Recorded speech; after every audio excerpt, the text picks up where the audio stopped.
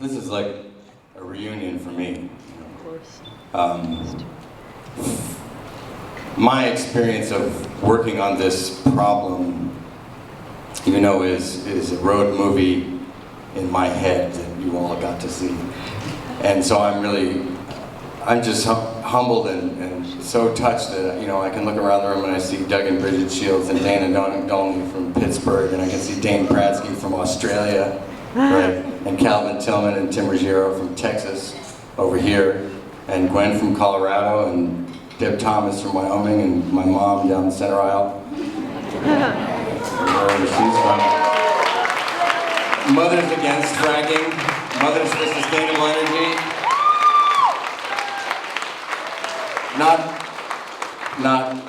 Not mother frackers. And John Fenton, every director needs a movie star, right? Hell yeah!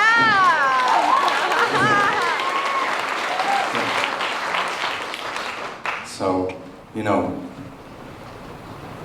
it's to me this incredible road movie, and I could go on and keep talking. Iris from Philadelphia, Wes from the Catskills, you know, and there were some bike riders that are going to be hosting this after party, right? Something like that. Tour de Frack. They rode from Butler County, PA, down to DC on their bikes. Tour de Frack. I met them in Ohio, and the same week I met some people, or they Facebooked me or something, who were doing a bike ride from the Gulf of Mexico to Halliburton headquarters in Houston. Oh my God! Wow. And I forgot the name of that ride, but I connected the two of them, and I thought, you know, this is a lot like my experience. To go around the United States of America and go from frack zone, and then you're out of it for 2 hours, then you hit another frack zone the next state, and you're out of it for another hour, and then you hit another one for 6 hours, and you drive down through the western slope of Colorado, and then you're out of it for a little while, and then you hit the northern western tip of New Mexico, and you're in it for a while, and then you get across, and you hit Texas. And it just keeps going like that. And I was thinking about what I was going to say tomorrow, and I just had this horrible, horrible, disgusting story from Stephen King that came to my mind. And are there members from the press here? Were they invited? Losers. Okay, but what are these people here? You guys are the press, right? The last time I was in DC, I got arrested for being the only press in a hearing. You know, you guys are the press, right? Anyway, I wanted the mainstream to think about Stephen King. So there's a story about a guy who it's a crazy story. It's called Survivor Tale or something. He gets marooned on a desert island. He's a doctor and he's a morphine addict. And he's washed up on this he's like the drug dealer's doctor or something, and they're all dead. And he's on this desert island, there's no food. And he's sitting there, like, trying to figure out what to eat. And he keeps injecting himself with more and more morphine. And then finally, he gets so hungry that he cuts off his foot. And he eats it. This is a Stephen King story. And then he's kind of getting further into this sort of weird drug-addled and on his own foot crazy, and he cuts off the next part of his leg, you know. And then he goes to the other foot and the other part, and he gets all the way up. And the story ends, you know, with him tying off the arteries in his leg, trying to get a little bit more of himself to eat. And to me, it's the apt metaphor for what we're doing here in the United States of America. We're not sacrificing pockets.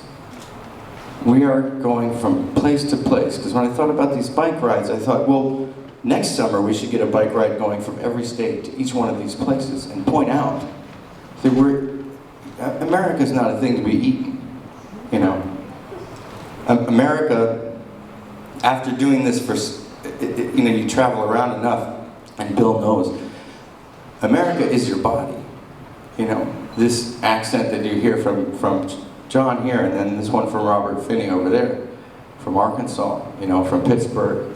And this is parts of your being that you start cutting off. And when I asked Lon Burnham, state representative from Fort Worth, he said there's really absolutely nothing new about this. We've been doing extractive energy at the expense of indigenous populations for the entire history of this country. The thing that's kind of unique about this is now there's a lot of white upper middle class people who are being treated the same way third world people have always been treated. That's the direct quote. It'll be in Gasland too. And then he starts talking about Avatar, and I really want to keep it, but I think we have to cut it. Because Gasland Avatar is the same movie, basically. We are the blue people, if we haven't figured that part of it out. But I'm bringing it up because we're eating ourselves. And there are people in the buildings not far from here who are taking the money to make sure that we're living in hell. And that we're living in fear. The gas industry has come out with article after article this week that says I'm fear-mongering. Well, I'm afraid. The honest truth, right?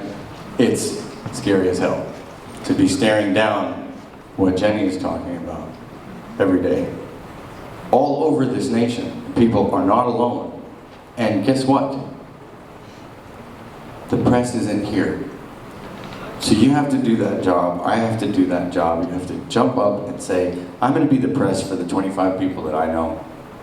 Or maybe make a YouTube video and hope it gets into Sundance or something like that. You know?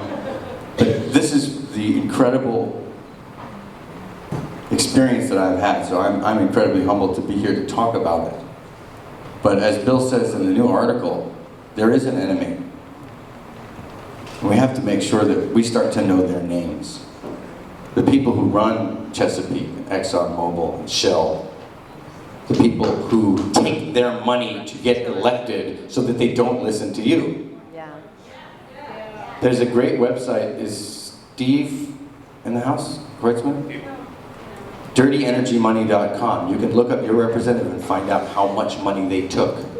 Because when we made the video, the image for that video was of a horizontal wellbore going down into the earth, snaking underneath the Capitol, and injecting money into the chamber to blow the top off of the Capitol. Because that is what is happening. We are being outsized. We are being outsized. We are being outspent. And this amazing thing, which I experience and know of America, which is in every piece of me.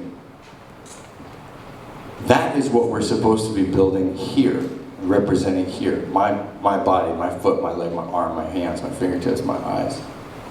Not ExxonMobil, and Halliburton, and Shell, and the chemicals that they would inject to me to make it impossible for me to continue to live in this country. All right, thanks.